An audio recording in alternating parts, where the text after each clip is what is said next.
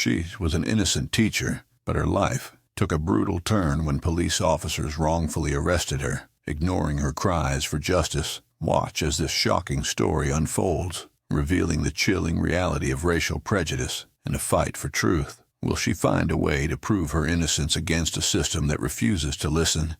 Stay until the end. You won't believe what happens next. Make sure to like this video, subscribe for more real stories, and share your thoughts in the comments. Your support helps keep the fight for justice alive. It was a typical Tuesday afternoon when Clara Lewis, a dedicated and well-respected black teacher in her community, wrapped up her day at school. She smiled at her students, reminding them to finish their reading assignments, and waved them off as they left the classroom. Her heart swelled with pride. She loved her work, guiding young minds and being a positive force in their lives. She gathered her things, locked up her classroom, and made her way to the parking lot, ready to head home for some well-deserved rest. But Clara's day was about to take a sudden, dark turn. As she crossed the school parking lot, she noticed a police car slowing down near her. She thought nothing of it at first. Perhaps the officers were simply patrolling the area, as they often did. But when the car came to a stop right beside her, and two officers, one tall and muscular, the other shorter, with a hard, stern expression, stepped out, Clara felt a knot of anxiety forming in her stomach. "Excuse me, ma'am, we need to ask you a few questions," the taller officer said, his tone curt. Clara, although confused, nodded politely. "Of course, officer. Is something wrong?" she asked, glancing between the two men. The shorter officer's eyes narrowed as he studied her face, then pulled out a photograph from his pocket. "You match the description of a suspect in a robbery that took place earlier today. We need to take you in for questioning." Clara's confusion turned to shock. "There must be some mistake," she stammered. "I've been at the school all day. I'm a teacher here. You can ask anyone." But the officers cut her off. The taller one grabbed her arm with a force that made her wince. "We're not asking. You're coming with us," he said, his grip tightening. Clara tried to pull away, but his grip only grew firmer, and the shorter officer moved closer, his expression hardening. "Please, you have to listen. I've done nothing wrong. I have an alibi." Clara's voice shook, but she tried to keep calm, hoping to reason with them. The school security cameras could easily confirm her whereabouts. Yet, it quickly became clear that the officers weren't interested in hearing her side. The shorter officer pushed her against the side of the police car, twisting her arm behind her back. Pain shot through Clara's shoulder, and she cried out. Tears welled up in her eyes as she realized the severity of the situation. These men were treating her like a criminal, and they didn't care about her pleas of innocence. "Stop resisting," the officer barked, though Clara wasn't resisting at all. She was too stunned, too afraid. Her knees buckled as they forced her to the ground, pressing her face against the rough pavement. She could hear the faint sound of a car passing by, and she prayed silently that someone would notice what was happening. From across the street, one of Clara's neighbors, Mrs. Ramirez, had just parked her car and saw the scene unfolding. She quickly pulled out her phone and began recording, her hands trembling as she watched the officers handcuff Clara, treating her with unnecessary aggression. "Please, I haven't done anything wrong." Clara's voice broke as the handcuffs dug into her wrists. The officers ignored her, hauling her roughly to her feet and shoving her into the back seat of their car. As the door slammed shut, Clara's heart pounded in her chest. She had never felt so humiliated, so powerless.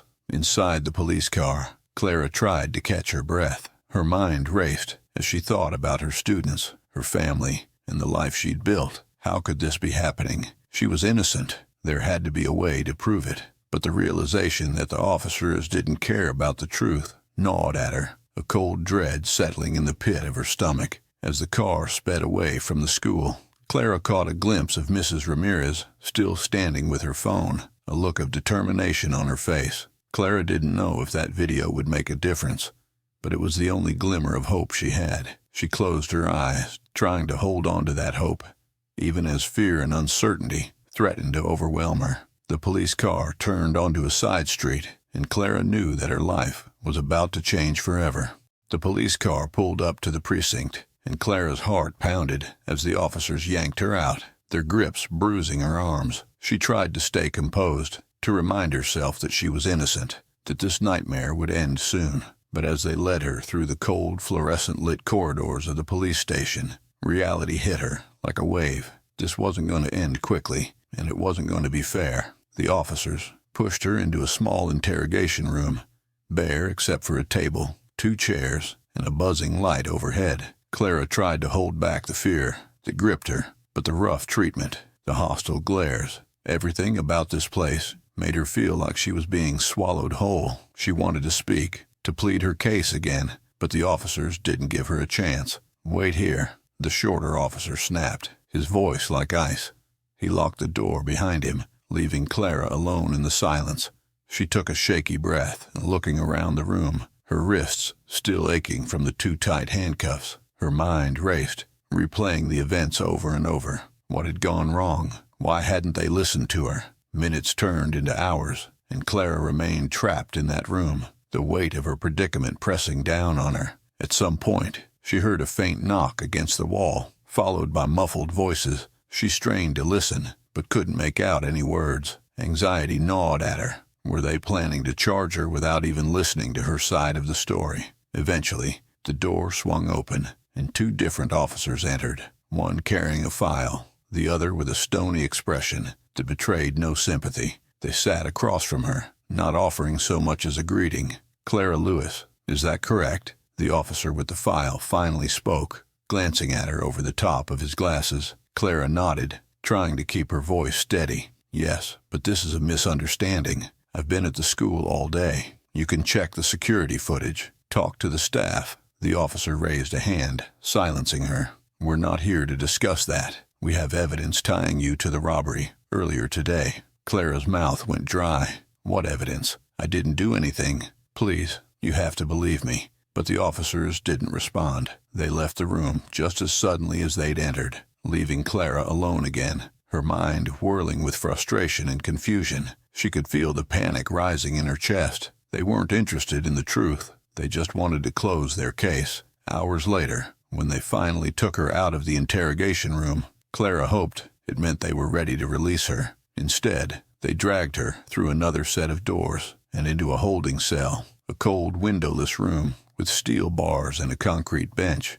She stumbled when they pushed her in, her knees hitting the hard floor. The door clanged shut behind her, the echo filling the tiny space. She stood up slowly, pressing her hands against the bars, peering through to the officers outside. "Please, I need to make a phone call. I have the right to speak with a lawyer," she called out, trying to keep her voice firm. But the officers barely glanced in her direction. "Quiet down. You'll get your call when we're ready," one of them barked back. Clara's heart sank, the weight of the cuffs around her wrists feeling heavier than ever. She backed away from the bars and sat down on the cold bench, trying to wrap her mind around the situation. She had never felt so alone, so powerless.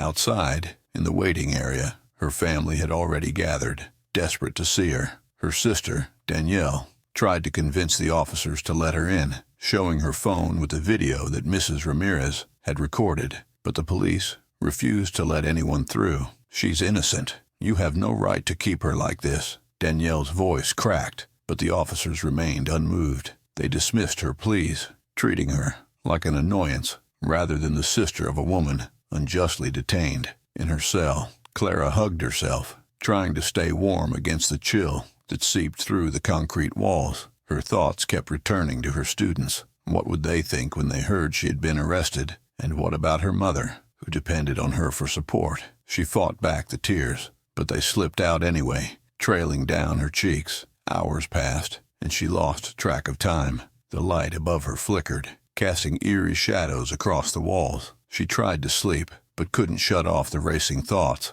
Every time she closed her eyes, she heard the officer's voice. "We're not here to discuss that," echoing in her head, a constant reminder that her words had no weight here. Morning came, though Clara could only guess by the change in voices outside her cell. She hadn't been offered any food or water, and her stomach clenched painfully. Her wrists throbbed where the handcuffs had cut into her skin, but worse than the physical discomfort was the feeling of being utterly abandoned, lost in a system that refused to see her as anything but guilty. Just as she was beginning to lose hope, she heard a commotion outside her cell. Danielle's voice rang out again, louder this time, demanding to see her sister, and Clara strained to hear what was happening. "Let me through. This isn't justice. You can't do this," Danielle shouted, and Clara's heart swelled with a flicker of hope. But the sound of the door slamming shut told her everything she needed to know. Danielle hadn't succeeded in getting to her. Not yet. Clara closed her eyes, trying to hold on to the sound of her sister's voice. Even if the officers wouldn't listen, she knew that someone out there cared enough to fight for her. It wasn't much, but in that moment, it was all she had. But deep down, she knew that the fight ahead would be long and hard. She didn't have the luxury of hope. She had to find a way to endure, to hold on until the truth could come to light. And as she leaned back against the cold wall of her cell, she made a silent vow she would not let this break her. Outside the police station, the sun had barely risen when a small crowd began to gather. Word of Clara's arrest had spread quickly, thanks in large part to the video Mrs. Ramirez posted online. In the clip, Clara's desperate pleas and the rough treatment by the officers were clear, and it struck a chord with many who watched. Within hours, the video went viral, shared thousands of times across social media platforms. People from the neighborhood and beyond arrived to show their support, holding signs that read, "Justice for Clara and Stop Police Brutality." Clara's family stood at the center of the growing protest, their faces etched with determination. Danielle held up her phone, showing the video to reporters who had begun arriving on the scene. "My sister is innocent," she said, firmly into a microphone, her voice trembling with a mix of anger and fear. "She's a teacher. She has an alibi, but they won't even listen. They've locked her up without reason, without letting us see her. This is not justice." Inside her cell, Clara could faintly hear the chants and shouts from outside. It was a distant hum, but it was enough to give her a glimmer of hope. She didn't know how many people had gathered, but knowing that she wasn't forgotten gave her the strength to keep going. She paced the small cell, trying to keep her thoughts focused on the hope that her sister and the others might break through the wall of indifference she faced. Back outside, the protest swelled. More people joined as the day went on, carrying signs, chanting for Clara's release. They demanded transparency and accountability from the police department, raising questions about why she had been detained without access to a lawyer or her family. Local news stations picked up the story, amplifying the voices of those demanding answers. But inside the police station, tensions were high. The police chief, a man named Morrison, with a reputation for being rigid and by the book, watched the protests from his office window, his face a mask of frustration. He turned to the two officers who had brought Clara in, their expressions uneasy. "This is getting out of control," Morrison snapped, his voice barely containing his anger. "We have to get ahead of this before it becomes a bigger problem. I don't care how you do it. Discredit that video. Find something on her, but make it go away." The taller officer, still defensive about the arrest, glanced at his partner. "Sir, she's insisting she has an alibi, and there's that video circulating.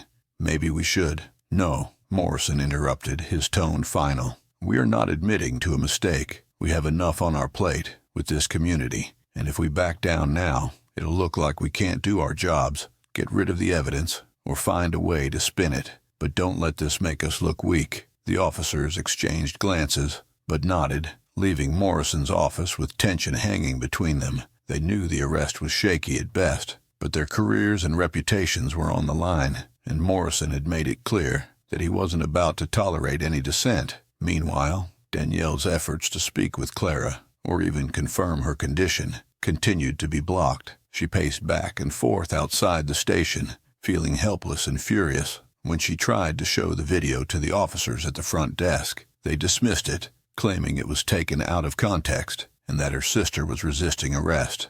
"She wasn't resisting. Look at the footage." Danielle's voice broke as she held up her phone, but the officer barely glanced at it before turning his back. Frustrated, she joined the protest again, sharing the video on every platform she could think of, hoping that more eyes on the situation would force the police to act, and it worked. The protest grew louder, drawing in local activists who had seen enough of the injustices in their community. They rallied around Clara's story, pointing out the pattern of similar cases where black individuals had been targeted and mistreated by the police. They demanded to see the footage from the body cameras that officers were supposed to wear, but every request was met with excuses, technical issues, missing files, or simple refusals. Back in her cell, Clara could feel the weight of the hours pressing down on her. She hadn't eaten since she arrived, and the stress and cold had settled deep into her bones. Her body ached from the rough treatment, and her wrists throbbed where the handcuffs had cut into her skin. But she kept moving, forcing herself to stay awake, to hold on. Suddenly, the door to the holding area swung open, and 2 officers appeared, one carrying a tray with a dry sandwich and a bottle of water. Clara moved forward, but the shorter officer blocked her, a smug expression on his face. "You think you're special because of the noise your friends are making outside," he sneered. "They'll get bored soon enough, and you'll still be here." Clara bit back a retort, knowing that arguing would only make things worse. She took the food, her hands shaking as she unwrapped the sandwich. She barely tasted it as she forced it down, but she needed the strength. This wasn't over yet. She could feel it in the way the officer's voice wavered beneath his mockery, the slight edge of doubt. He was afraid, even if he wouldn't admit it. Outside, the community continued to rally. A local journalist who had seen the video took up the story, exposing the inconsistencies in the police department's narrative and questioning why Clara had been denied basic rights. The hashtag #JusticeForClara began to trend, bringing more attention to the injustice of her arrest. Inside the precinct, Chief Morrison grew increasingly tense. He called an emergency meeting with his team, ordering them to prepare a statement that shifted blame onto Clara, suggesting that she had a history of troublesome behavior. But one of the younger officers, new to the precinct, hesitated. "Sir, I don't think this is the right way to handle this," he said cautiously. "We're going to be in serious trouble if this gets out, and it's clear that she wasn't." Morrison cut him off sharply. "Do your job or find another one. We protect our own." The younger officer fell silent, but doubt had begun to seep into the department. As the tension mounted outside, cracks were forming inside. Clara didn't know it yet, but her case was becoming a battle, not just for her own freedom, but for the conscience of the community and the police department that had failed her. She pressed her hands against the cold walls of her cell, listening to the faint echoes of the protests outside, and whispered to herself a promise: "I won't let them break me." The day of the trial arrived like a storm, with tension crackling in the air as Clara was led into the courtroom. Her wrists were still bruised from the handcuffs, but her spirit remained unbroken. As she took her seat beside her lawyer, she scanned the room, catching sight of her family and the community members who had come to support her. Their presence was a lifeline, a reminder that she wasn't alone in this fight. Across the aisle, the prosecuting attorney stood with a stack of files, a smirk playing at the edges of his mouth. He spoke confidently, addressing the judge and jury as though Clara's guilt were a foregone conclusion. "The evidence is clear," he began, casting a glance in Clara's direction that dripped with disdain. "Miss Lewis fits the description provided by witnesses at the scene of the robbery. Despite her claims of innocence, we have reason to believe that she was involved." Clara's lawyer, a middle-aged man named Mr. Hawkins, rose to his feet, his expression calm but determined. "Your Honor, my client has a solid alibi," he argued, his voice firm. "She was at the school all day, as evidenced by the testimony of her colleagues and the security footage, which we have submitted as evidence. This arrest was a mistake, and the prosecution knows it." The judge, a stern-faced woman with silver hair, nodded, but her expression remained neutral.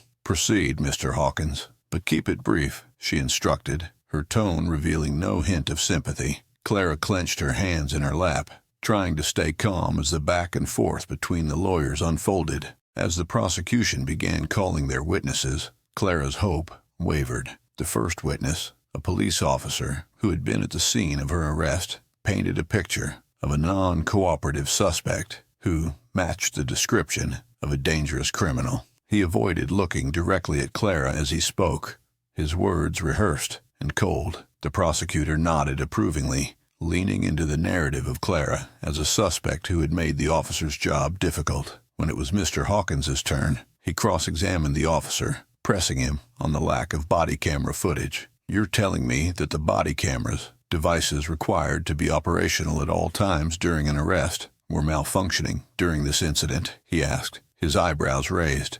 The officer shifted uncomfortably, but stuck to his story. "That's correct. The footage was corrupted," the officer replied, his gaze flicking to the prosecutor for reassurance. Mr. Hawkins wasn't deterred, and yet the footage from nearby surveillance cameras shows my client arriving at school that morning and remaining there until she was apprehended. How do you reconcile that with your accusations? The officer's face reddened, but he didn't answer directly. Hawkins let the silence linger, allowing the jury to absorb the implication that the police's case was full of holes. Clara watched him with a glimmer of hope, but she knew it wasn't enough. The system wasn't built to admit its own failures. As the trial dragged on, it became clear that the prosecution had no solid evidence. They relied heavily on witness testimonies from individuals who claimed to have seen Clara near the scene of the robbery, despite the fact that their descriptions varied wildly and contradicted each other.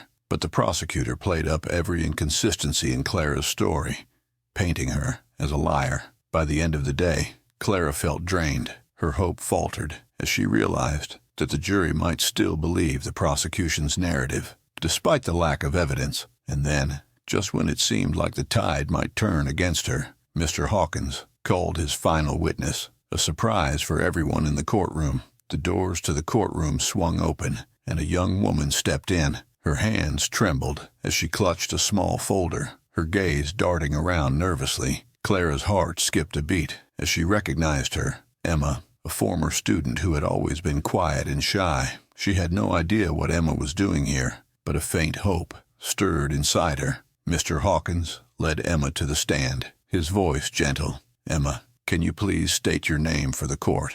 Emma's voice was barely a whisper, but she spoke clearly. "My name is Emma Ramirez." The prosecutor scoffed, leaning back in his chair as if this new witness were a joke. What could she possibly know about the case? He muttered under his breath, but the judge motioned for silence. Mr. Hawkins turned back to Emma. "Emma, you live near the school, correct? And you were outside the day Miss Lewis was arrested?" Emma nodded, clutching the folder tighter. "Yes, I saw the police come, and I recorded what happened from my phone." A murmur ran through the courtroom. The prosecutor shot up from his seat. "Objection, Your Honor. This evidence is new and should have been submitted beforehand." But the judge waved him off. "I'll allow it. Proceed, Mr. Hawkins." Emma's hands shook as she opened the folder and handed a USB drive to Mr. Hawkins. He inserted it into a laptop connected to the courtroom's display, and the video began to play on a large screen. Clara watched, her breath catching in her throat as the footage showed her being pushed against the car, her pleas for understanding, and the officer's cold disregard. The audio picked up every word, every denial of her rights, every plea for help. The courtroom fell into a tense silence as the video ended. Mr. Hawkins turned back to the jury. "This video clearly shows the excessive force used against Miss Lewis, despite her compliance.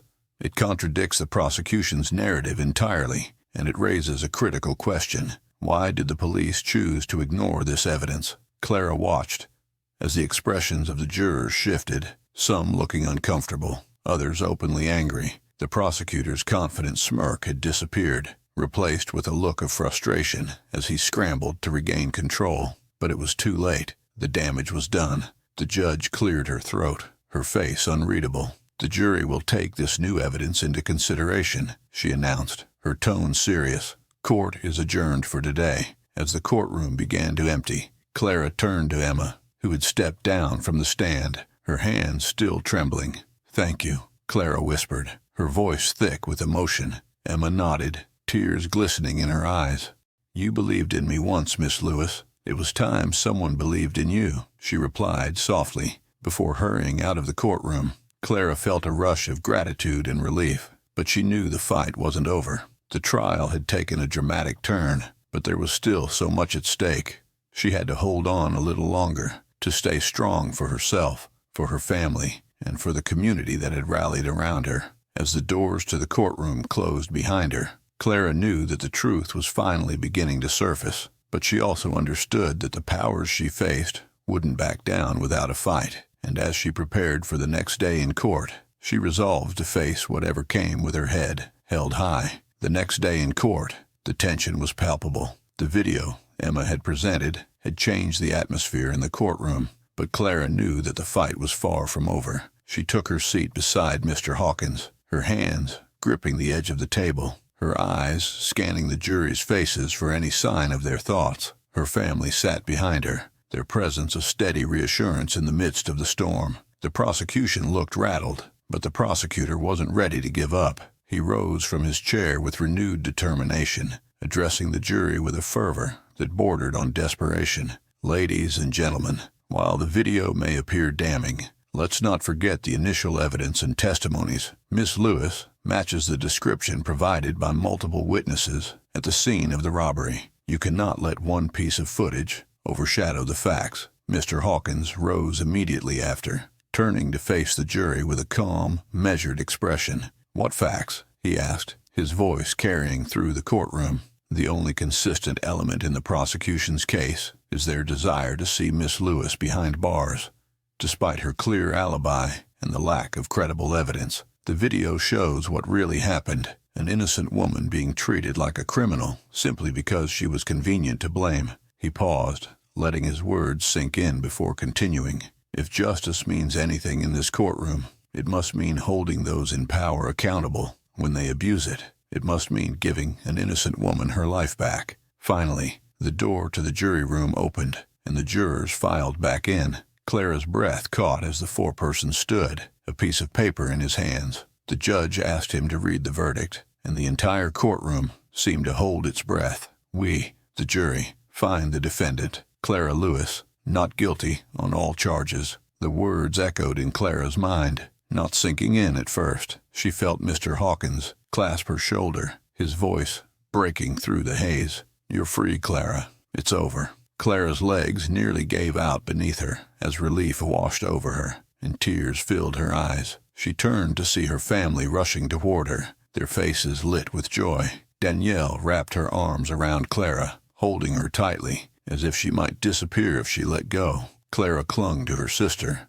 feeling the warmth of her family surrounding her, holding her up. But the celebration was short-lived. As Clara embraced her family, she caught a glimpse of the prosecutor's face, dark with frustration, and the cold, stony expression of Chief Morrison. He stood near the back of the courtroom, arms crossed, his eyes locked on Clara with a glare that sent a chill down her spine. Clara knew that for some people, her innocence didn't matter. They would see her as guilty simply because of who she was, and they wouldn't forgive her for winning. The judge gave the jury their final instructions before dismissing them to deliberate. Clara watched them file out of the room, her heart in her throat. She knew that their decision would shape the rest of her life, whether she could return to her students, her family, and her community, or whether she would face the consequences of a system that refused to admit its mistakes. Hours passed in agonizing silence. Clara's thoughts drifted to the protests outside, the people who had marched for her freedom, and the faces of her students, who had probably seen the video by now. She wondered if they understood what was happening, if they realized that their teacher was fighting for her life in this cold, sterile room. Finally, the door to the jury room opened, and the jurors filed back in. Clara's breath caught as the foreperson stood, a piece of paper in his hands. The judge asked him to read the verdict, and the entire courtroom seemed to hold its breath. "We, the jury, find the defendant, Clara Lewis, not guilty on all charges." The words echoed in Clara's mind, not sinking in at first. She felt Mr. Hawkins clasp her shoulder, his voice breaking through the haze. "You're free, Clara. It's over." Clara's legs nearly gave out beneath her as relief washed over her, and tears filled her eyes. She turned to see her family rushing toward her, their faces lit with joy. Danielle wrapped her arms around Clara, holding her tightly, as if she might disappear if she let go. Clara clung to her sister, feeling the warmth of her family surrounding her, holding her up. But the celebration was short-lived. As Clara embraced her family, she caught a glimpse of the prosecutor's face, dark with frustration, and the cold, stony expression of Chief Morrison. He stood near the back of the courtroom, arms crossed, his eyes locked on Clara with a glare that sent a chill down her spine. Clara knew that for some people, her innocence didn't matter. They would see her as guilty simply because of who she was, and they wouldn't forgive her for winning. Outside the courthouse, a crowd had gathered, waiting for news of the verdict. When Clara emerged with her family, a cheer went up, and she found herself surrounded by friends, neighbors, and strangers who had come to support her. Reporters pushed microphones toward her, asking how she felt, what she planned to do next. But Clara's thoughts were a blur. She turned to Mr. Hawkins, who gave her a reassuring nod, then faced the crowd. Her voice shook at first, but she found her strength in their expectant faces. "Thank you," she began, her voice growing steadier with each word. "Thank you for believing in me when the system failed. This fight isn't just about me. It's about every person who has been treated unfairly, who has been judged by the color of their skin instead of the content of their character. Today, we won a battle, but the war isn't over." The crowd erupted in applause, and Clara felt a wave of emotion wash over her.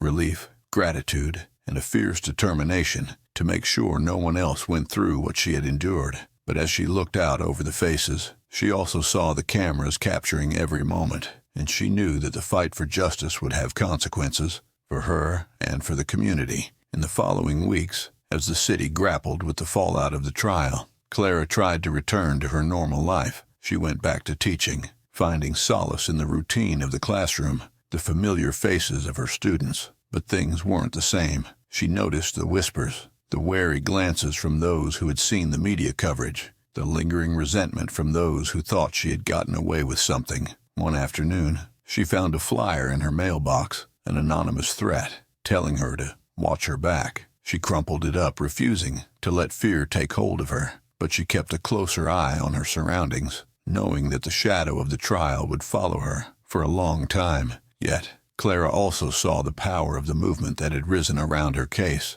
The protests had sparked conversations that were long overdue, forcing the police department to review their policies and leading to an internal investigation into Chief Morrison's handling of her arrest. Some officers resigned, and others faced disciplinary action. It wasn't the sweeping change the community had hoped for, but it was a start, a crack in the foundation of a system that had seemed unbreakable.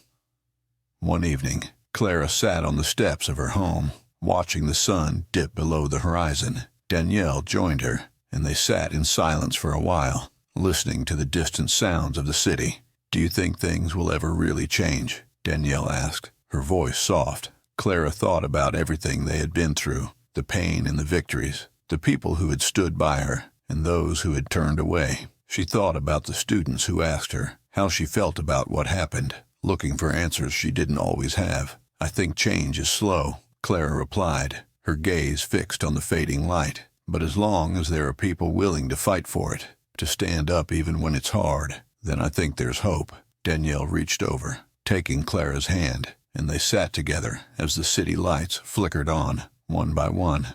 Clara knew that there would be more battles ahead, more struggles, more moments when it felt like the world was against them. But she also knew that she had faced the worst and survived, and as long as there were others who believed in justice, in the power of a community that refused to be silenced, she knew that they could keep pushing forward. She took a deep breath, feeling the weight of everything that had happened and the freedom that came with knowing she had faced the darkness and found her way back to the light. In a world where injustice often prevails, stories like this remind us that change is possible when we stand together. It takes courage to fight against the odds, but every voice counts in the battle for a better future. If this story moved you, don't let it end here. Make your voice heard. Share this video, leave a comment with your thoughts, and hit that subscribe button to support more stories that matter. Together, we can shed light on the truth and fight for a world where justice isn't just a word,